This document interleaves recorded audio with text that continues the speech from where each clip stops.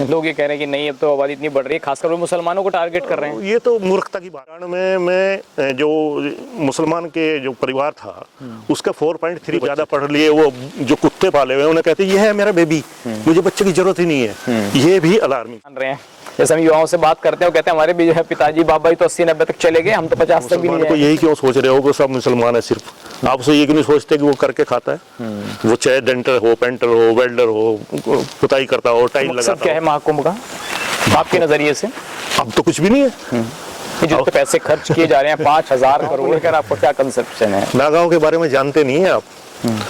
नाग वंश वो है जिसने गौतम बुद्ध की रक्षा की। इसके अंदर इस वक्त कुछ ऐसे मुद्दे हैं जिन पर अभी ताज़ा स्तर पर बहस हो रही है, चाहे बात देश के मंदिरों की हो, मस्जिद की हो, या फिर बात देश के वक्फ बोर्ड की हो। तमाम ऐसे इश्यूज चल रहे हैं और इसके साथ साथ आज बात सहारनपुर और पश्चिम उत्तर प्रदेश, खासकर उत्तराखंड के ऐसे मुद्दों पर होगी जिनको लेकर के हर वर्ग हर जाति में ये बहस है कि राजनीति का स्तर हो या फिर सामाजिक स्तर, वो किस जगह पर खड़ा है। इन्हीं तमाम विषयों पर आज बात करेंगे। हमारे साथ इंजीनियर शेषराज पंवार जी हैं, जिनका धर्म हो या फिर इतिहास हो, एक लंबा रिसर्च उनका रहा है। सामाजिक जीवन की जो उनकी यात्राएं रही हैं वो काफ़ी अलग रही हैं, जिसमें उन्होंने अपना एक जीवन का लंबा हिस्सा दिया है। पहले तो बहुत स्वागत सब आपका। धन्यवाद।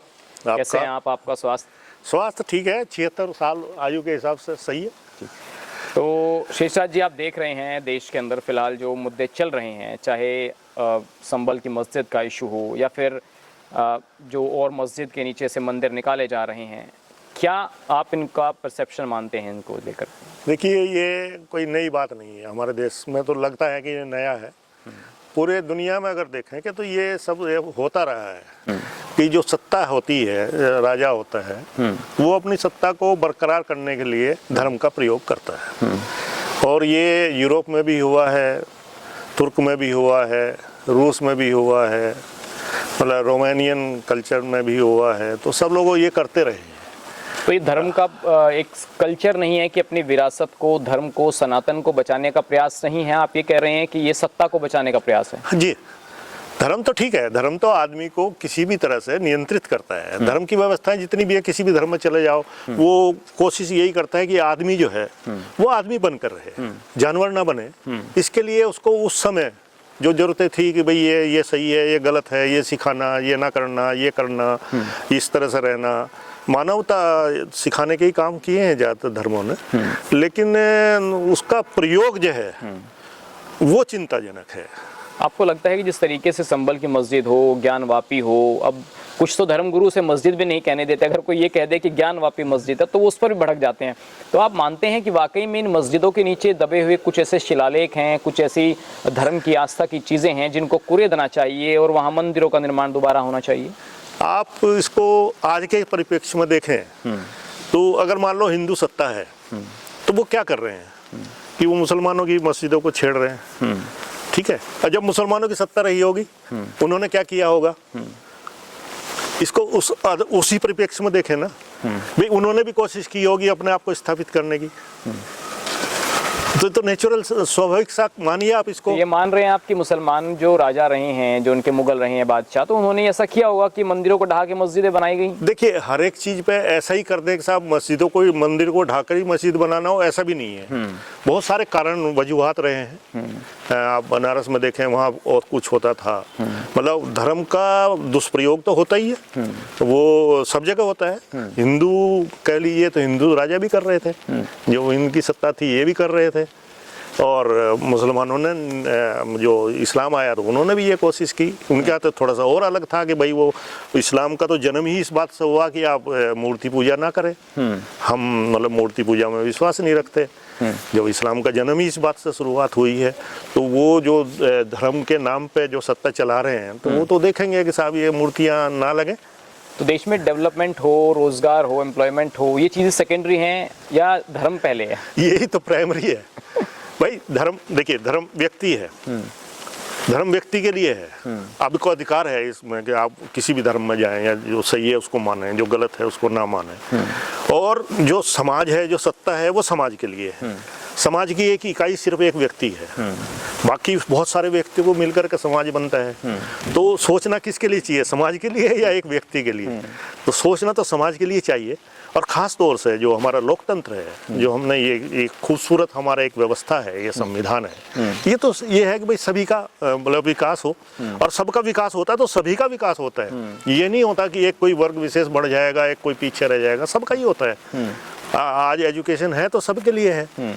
अभी आज जैसे आप 150 साल पहले चले जाए तो 481 हाई स्कूल पास थे कुल। 1881 की जनगणना उठा करके आप देखें तो पूरे देश में 481 हाई स्कूल पास थे। आज 962 शायद 1000 तक ही पहुंच गई हैं विश्वविद्यालय है देश में। तो कहाँ 500 हाई स्कूल, कहाँ 1000 विश्वविद्यालय। लेकिन 1000 विश्वविद्यालय होने के बाद भी लोग ज़्यादा हिंदू, सनातन धर्म, मंदिर, मस्जिद, इनमें क्यों उलझे पड़े हैं लोग? ये व्यथा है, ये चिंता है, ये समस्या है। विद्या, क्योंकि कोई भी विश्व आगे को गया तो वो शिक्षा से गया। विश्व गुरु बनना जिसको कहते हैं वो शिक्षा से ही। हमारा देश भी कभी विश्व गुरु था। जब यहाँ पे तक्षशिला था, नालंदा था, पूरी दुनिया से लोग यहाँ पे सीखने के लिए आते थे, शिक्षा ग्रहण आते थे, तो हमारा देश भी विश्व गुरु था उस समय के हिसाब से, जितनी जरूरत थी उस समय, क्योंकि आबादी भी ज़्यादा नहीं थी। तक्षशिला के समय भारत की आबादी, जो आज का भारत है, ये 4-5 करोड़ कुल ही आबादी देश की। अभी आज हमें लगता है कि 140 करोड़ ही रही होगी, और उस समय 5 करोड़ के लिए विश्वविद्यालय थे अभी उस समय। और उन्होंने क्या मानवता ही सिखाई ना, मानवता के उपदेश दिए। भाई लोगों को ये शेषराज जी बहुत सी चीज़ें नहीं पता है, मैं आपकी बात बीच में रोक रहा हूँ, कि धर्म है क्या। हम चल रहे हैं मंदिरों की तरफ, हम चल रहे हैं आस्था की तरफ, हम चल रहे हैं राम मंदिर की तरफ, है अयोध्या की तरफ, काशी की तरफ, मस्जिद को तोड़ करके मंदिर बना दीजिए, लेकिन धर्म है क्या, लोगों को ये जानकारी नहीं है। देखिए 2700 साल पहले गौतम बुद्ध हुए या महावीर हुए, उनको आज तो हम धर्म कह सकते हैं, लेकिन उन्होंने खुद को धर्म नहीं कहा। धर्म नहीं, मतलब वैसे भी गौतम बुद्ध के जो वो लिखने वाले हैं, बुद्ध धर्म को लिखने, उन्होंने धम्म ही कहा, धर्म नहीं कहा। धम्म, धम्म मतलब उपदेश, उपदेश ही दिए। और ताज्जुब की बात यह है, गौतम बुद्ध ने तो यही नहीं कहा कि मैं भगवान हूँ, ना भगवान था, ना है, ना होगा। और इस देश में विडम्बना यह है कि सबसे पहले भगवान ही, आप नहीं मानते भगवान थे। देखिए मैं मतलब उस पे बहस में ना जा करके असली बात पे हमें ये देखना चाहिए कि थे या नहीं थे। इससे क्या सिद्ध होगा, मैं कह दूं नहीं थे, आपने मान ले कि थे, तो हम इसमें घूमते रहे। असली बात धर्म का असली मीनिंग क्या है जो लोगों को पहचानना चाहिए? आज से 2500 साल पहले जाएं आप, या और 5000 साल पहले चले जाएं। 5000 साल पहले अग्नि तो थी, आग लगती थी, आग जलाना तो नहीं आता था ना, कि कैसे हम आग लगा सकते हैं, नहीं आता था हमें। मतलब आज से करीब 4000 साल पहले लोहे का ज्ञान नहीं था, लोहा ही नहीं पता था कि लोहा भी बन सकता है। अब लोहा नहीं पता तो हथियार का भी नहीं पता था। तीर, तलवार, भाला, ये तो सब तभी बन सकते हैं जब लोहा बनाना आता हो। जब लोहा बनाना नहीं आता, आपको लोहे का ज्ञान ही नहीं है, आपको गंधक का ज्ञान नहीं है, आपको मतलब अग्नि जलाने का ज्ञान नहीं है, तो आप क्या कह सकते हैं उसको? ये तो मानव जो है वो पहले मतलब कच्चा ही मांस खा रहा था, फिर उसने सीख लिया, आहिस्ता आहिस्ता उसमें प्रगति हुई, उसने खोज कर ली, उसने आग जलाई, एक पत्थर के पास में आग जली तो उसे पता लगा वो लोहे में परिवर्तित हो गया। तो उन्होंने कहा ये तो बहुत और मजबूत धातु है, जैसे आज प्लेटिनम मिल जाए, यूरेनियम मिल जाए, तो इसी तरह से वो लोहे की खोज थी उस समय। तो ग्रेजुअली, अब ये तो ज़्यादा पुरानी नहीं है लोहे की खोज, 4000 साल भी नहीं है। तो लोग फिर क्यों पीछे भाग रहे हैं इसी तरीके से जो सरकारें कह रही हैं, जो एक परसेप्शन देश के अंदर बन रहा है, ये जो सिस्टम है सनातन का, धर्म का, हिंदुत्व का, ये सत्ता का जो सिस्टम है, भाई 2 ही तरीके थे, या तो राजा का बेटा, और बेटों में भी आपस में भी होता था, वो एक दूसरे को मारते थे, बन जाते थे, मतलब खुद जो है इसको मार दिया, उसको मार दिया, बाप को मार दिया, बेटे को मार दिया, भाई बन गया, मतलब वो सब था सत्ता के लिए, सुख भोगी। और बेसिकली मनुष्य की प्रवृत्ति है, वो सत्ता चाहता है। आप देखते ना बच्चा, 4-5 साल का बच्चा भी अपने 7-8 साल वाले भाई से ये छीनता है, रोता है, ड्रामा करता है, कहता है ये मेरा ही है। तो ये तो मानव प्रवृत्ति है शुरू से कि भाई वो अपना वर्चस्व स्थापित करना चाहता है, ये तो है, और ये ठीक भी है, इसी से खोजी प्रवृत्ति आई। एक शब्द हिंदू बहुत ज़्यादा तेज़ी से आगे बढ़ रहा है देश के अंदर, हिंदू राष्ट्र से मैंने पहले भी आपसे सवाल पूछा था, तो हिंदू क्या है और हिंदू राष्ट्र से होगा क्या? देखिए गुरुजी, संघ के गुरुजी हुए हैं, उन्होंने हिंदुत्व पर किताब लिखी है, ये मैंने नहीं लिखी जी। राष्ट्रीय संघ के गुरुजी ने लिखी। उन्होंने कहा भाई हिंदू धर्म से कोई मतलब ही नहीं है, ये तो उन्होंने लिखा, मैंने तो नहीं लिखा हिंदुत्व में, ठीक है ना। इसके अलावा आपके 2 बार सुप्रीम कोर्ट में चला गया मामला, तो दोनों बार सुप्रीम कोर्ट ने कह दिया कि भाई हिंदू धर्म नहीं है, हिंदू एक व्यवस्था है, जीवन जीने की कला, जीवन जीने की कला है। आपके पार्लियामेंट में भी डिस्कस हो गया। तो अब इस पर क्यों जाए हम के या नहीं, ये मान लो हम तो कहते चलो हिंदू, ठीक है, लेकिन हिंदुत्व के अच्छाइयाँ देंगे ना आप, जो हिंदुत्व की कमियां हैं, फिर मान लो आप धर्म पे ही चलते हैं, तो भाई वर्ण व्यवस्था किसमें है? ईसाइयों में तो नहीं है वर्ण व्यवस्था, मनुस्मृति, वो ईसाइयों ने तो नहीं लिखी ना, इस्लाम ने लिखी, और बल्कि जो बाद वाले हैं सिखिज्म है सब है, उन्होंने तो उसको खंडन ही किया कि नहीं, ये बंटवारा नहीं होना चाहिए मनुष्य में, ठीक है ना। तो वो जो कमी है आपकी वर्ण व्यवस्था, जिसकी वजह से आपने एक बहुत बड़ी जनसंख्या को एक वंचित कर दिया किसी उससे, मतलब अन्याय किया एक तरह से आपने, तो उसको भी तो देखना चाहिए ना भाई। आप स्वस्थ जीवन दो सबको, मतलब शिक्षित जीवन दो, स्वस्थ जीवन दो, उनका सदुपयोग करो। अभी कहाँ हमारा जो आज से 2000 साल पहले हम 6 करोड़ से शुरू होकर के आज 142 करोड़ पर पहुंच गए, 143 पर पहुंच गए। लेकिन सचिन जी, हम इसको भविष्य नहीं देख रहे।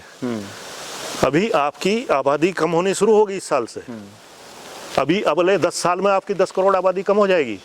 लोग ये कह रहे हैं कि नहीं, अब तो आबादी इतनी बढ़ रही है, खासकर वो मुसलमानों को टारगेट कर रहे हैं। ये तो मूर्खता की बात है।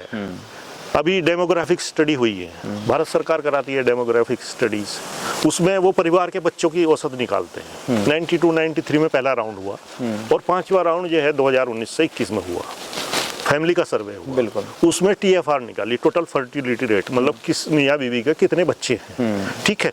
92-93 में जो मुसलमान के जो परिवार था उसका 4.3 बच्चे थे, बिल्कुल, और हिंदू के थे 3.5, बिल्कुल, ठीक।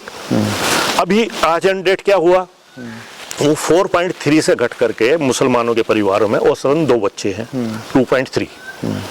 ये डेमोग्राफिक स्टडी है, बिल्कुल सही कह रहे हैं। और हिंदू के बच्चे वो घट करके आ गए 2 पे, ठीक है। अब 3.3 से 2 पे आ गए, मतलब 2 उस पर आ गए 2 पे जी, तो 1.3 का ड्रॉप आया, बिल्कुल औसत। बिल्कुल, मुसलमान में कितना आया, 2 का आया। आप 1.3 से 1.5 गुना मुसलमानों के बच्चे कम हुए। लेकिन आरएसएस के चीफ है वो कहते हैं कि हर हिंदू को 4 बच्चे पैदा करने चाहिए। ये तो मूर्खता की बात है, ये तो है, 4 तो नहीं करने चाहिए, लेकिन ये 2 को तो कांस्टेंट रखें किसी तरह से। भाई समस्या ये हो रही है कि आज आप 25-30 साल 35 साल बच्चों की शादी हो रही है, जो उनकी जो मतलब जनन की जो एज थी वो निकल रही है, बिल्कुल। वो औसत बच्चे आप रखना नहीं चाहते। जो ज्यादा पढ़ लिए, वो जो कुत्ते पाले हुए, उन्हें कहते ये है मेरा बेबी, मुझे बच्चे की जरूरत ही नहीं है। ये भी अलार्मिंग सिचुएशन है, क्योंकि सचिन जी अगले 20 साल बाद आपको समस्या आएगी। आज तो आप बेरोजगार घूम रहे हैं, हमारे बच्चे ये 10-15 हजार की नौकरी कर रहे हैं। अपन 20 साल बाद क्या होगा, आपकी वर्क फोर्स में कमी आ रही है, जनसंख्या में तो कमी आएगी, जनसंख्या के भी उस हिस्से में कमी आ रही है जो करके खाता है। वर्क फोर्स में कमी आ रही है। जब वर्क फोर्स कम हो जाएगी तो आप कहां से लाएंगे, काम करने वाले कहां से लाएंगे आप, और क्या आपको समस्या नहीं होगी। मैं तो आज 76 का हो गया, चलो 8-10 साल निकल जाएंगे इस तरह से जैसे भी है, लेकिन आने वाले मतलब पता लगा बुजुर्ग तो, क्योंकि हमारी लाइफ की एक्सपेक्टेंसी बढ़ रही है। आज से जब देश आजाद हुआ तो औसत 33 ईयर्स थी जीवन जीने की, मतलब औसत था, क्योंकि बच्चे ज्यादा मर जाते थे जी, पैदा होते ही मर जाते थे। औसत निकलता है लाइफ से, पैदा होते ही मर गए तो फिर वो 33 ईयर्स। आज हम 70 पे पहुंच गए हैं, लेकिन लोग उल्टा मान रहे हैं। जैसे हम युवाओं से बात करते हैं, वो कहते हैं हमारे भी जो है पिताजी बाबा तो 80-90 तक चले गए, हम तो 50 तक भी नहीं जाएंगे। नहीं, ये गलत बात है। जिस तरह से स्वास्थ्य की सुविधाएं बढ़ी हैं, आपके खान पीन की सुविधाएं बढ़ी हैं, भाई आज से 70 साल पहले किसे खाने को मिल रहा था पूरा। शादी विवाह में लोग लगा कर कहते हैं कि नहीं मुझे जाना है, भाई शादी में तो मैं जाऊंगा, बढ़िया दावत होगी वहाँ, तू नहीं, तू उसमें दूसरी में जाना।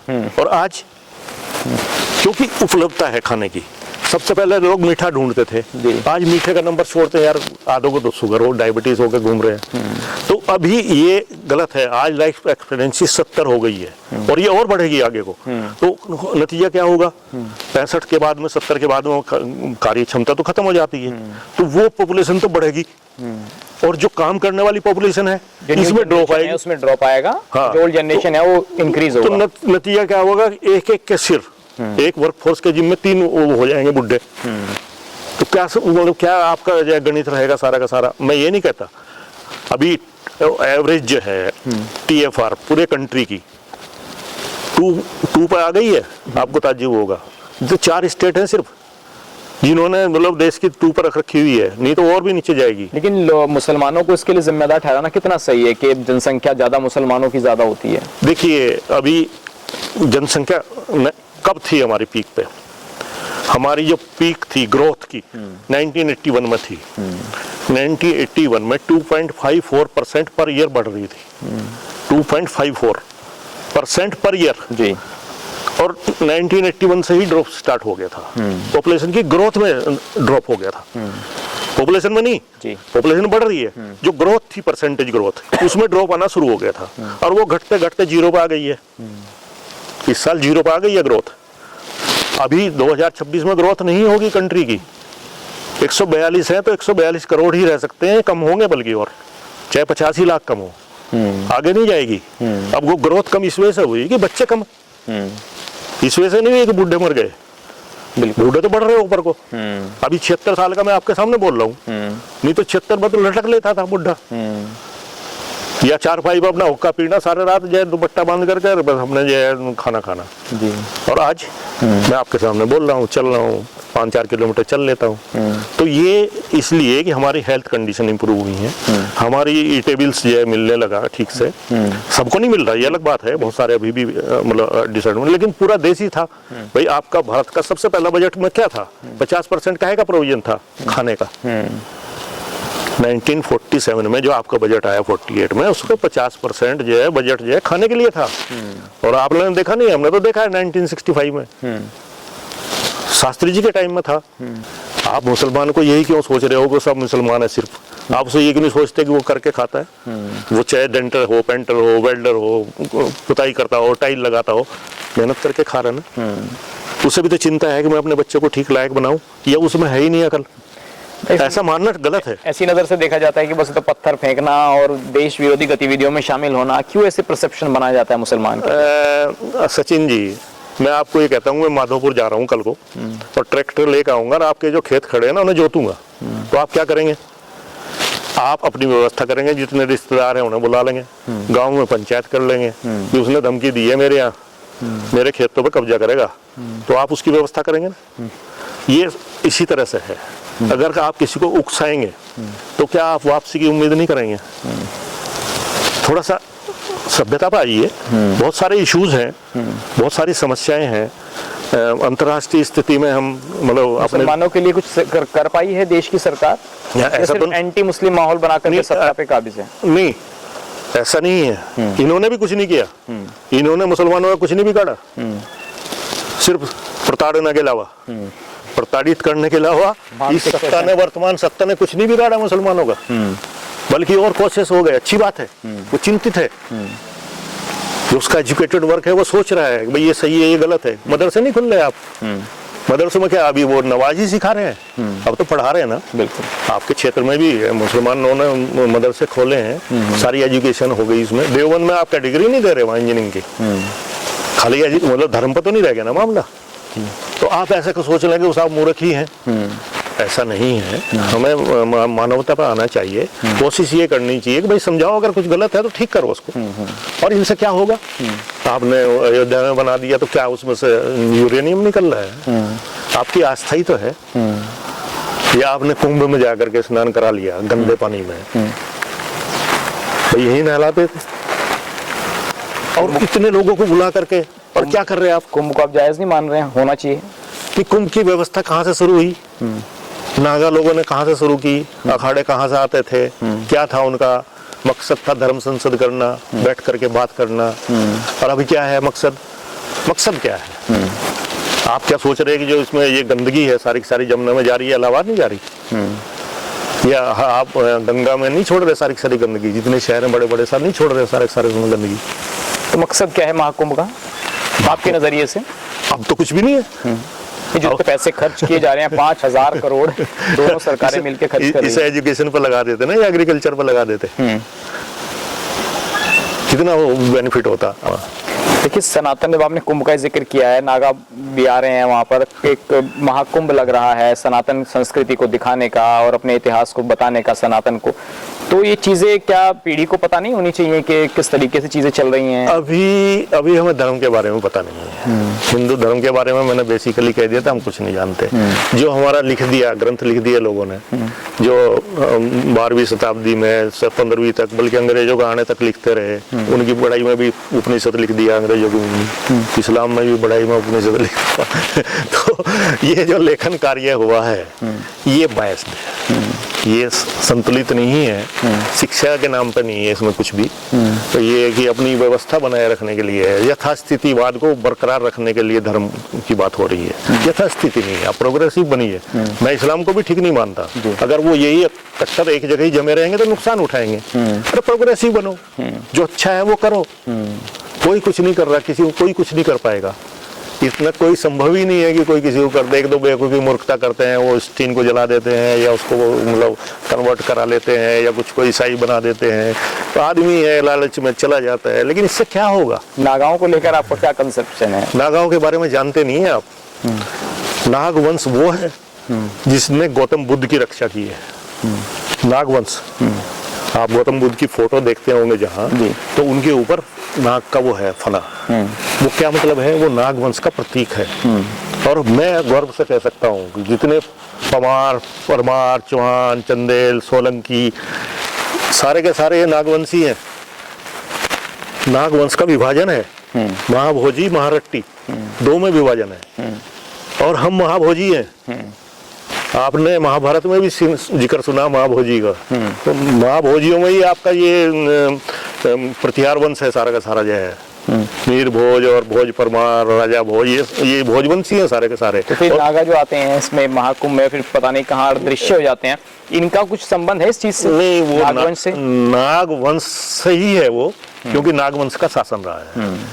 नागवंश का शासन रहा है पूरे, मतलब आप कश्मीर से लेकर के, कश्मीर में अनंतनाग है, उत्तराखंड में नाग, बेरी नाग है, बहुत सारे नाग। आपने जो नाम लिए हैं अभी, जिन नाम आपने लिए मीर भोज या तमाम चीजें, तो इनका और जो कुंभ में नागा आ रहे हैं, या जो आप समाज बिरादरी की बात कर रहे हैं गुर्जर की, इनका भी कोई कनेक्शन है? देखिए, हम उसके फॉर्म को देख रहे हैं। साधु संत अखाड़े वो तो उस ओरिजिनल फॉर्म में ही रहना चाहते हैं, वो परिवर्तन वाला नहीं है स्थिति। लेकिन वंश जो है वो जरूरी नहीं है कि सारे के सारे साधु संत ही बन जाए, नागा ही बन जाए, नंगे ही रहने लगे। वो उसको प्रस्तुत जो जरूर कर रहे हैं आज से 500-7 साल पहले की। लेकिन आज जो है वो ज्यादा समाज तो वहाँ नहीं है, अब तो उसमें एंट्री है, इधर से भी चले जाओ, वो बना देना, वो ममता कुंड भी बन जाती है मंडलेश्वर। हंसी आती है। किन्नर अखाड़े जिसने कुछ दे दिया, धन दे दिया, चलो भैया अखाड़े मंडलेश्वर बना दो, उसको फिर निकाल देते हैं। तो अभी गुर्जरों का कुछ कनेक्शन है नागवंश से? मैं बता रहा हूँ कि हमारा गुर्जर वंश, आप आ गए ना बात। गुर्जर वंश जो है एक बहुत बड़ा गुलदस्ता है, इसमें सिर्फ एक कबीला नहीं है, इसमें पोसवाल हैं, इसमें चेची हैं, इसमें खटाणे हैं, इसमें कसाणे हैं, इसमें हूण हैं, इसमें मतलब ये सारे कबीले हैं जो मैंने बोले आपको। पोसवाल हैं, ये सारे कबीले हैं, ठीक है। लेकिन दूसरे भी हैं जो मैंने भोजवंश बोला है। इनका नागाओं से क्या कनेक्शन है? जो आप ये बताता रहा हूँ कि जो नागवंश जो है वो सबसे पहले है। नागवंश जो है उसके बाद जो है ये, क्योंकि नागवंश बहुत बुद्ध के समय है, बहुत बौद्ध के रक्षक है नागवंश। प्रतिहार भोज तो आपने प्रतिहार तो सुन लिया आपने। प्रतिहार के दादा का क्या नाम है? क्या नाम है? नागभट्ट। मतलब क्या हुआ नागभट्ट का? नागवंशी भट्टारक। और भट्टारक का मतलब, भट्टारक का मतलब बौद्ध धर्म की रक्षा करने वाले, कीपर बुद्ध विहारों के, जिसे हम मैत्रेय गोत्र कहते हैं, जिन्हें आप भट्टार कह रहे हैं आज। तो आप उनको गुर्जरों से रिलेट कर रहे हो चीजें? तो गुर्जर है ही, वो गुर्जरों के गोत्र नहीं है क्या? गुर्जरों के गोत्र ही है ना। मैत्रेय गोत्र, बटार गोत्र तो गुर्जरों का ही है ना। हूण गोत्र गुर्जरों का नहीं है, चेची गुर्जरों का नहीं, खटाना गुर्जरों का नहीं, कपासिया गुर्जरों का नहीं है, पोसवाल गुर्जरों का नहीं है। अब मीरकुल हूण है, मीरकुल हूण ने तो शैव धर्म ही हूणों ने चलाया, जिसे आप शिव को पूज रहे हैं, वो तो हूणों ने चलाया।